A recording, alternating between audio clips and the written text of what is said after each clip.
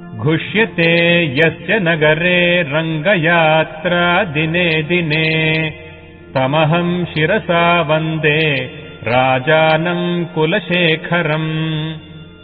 श्रीवल्लभेति वरदेति दयापरेति भक्तप्रियेति भवलुण्ठनकोविदेति नाथेति नागशयनेति जगन्निवासेत्यालापनं प्रतिपदं कुरु मे मुकुन्द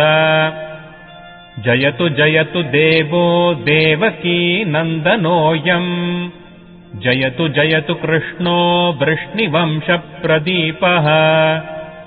जयतु जयतु मेघश्यामलः कोमलाङ्गो जयतु जयतु पृथ्वी भारनाशो मुकुन्दः मुकुन्दमूर्ध्ना प्रणिपत्य याचे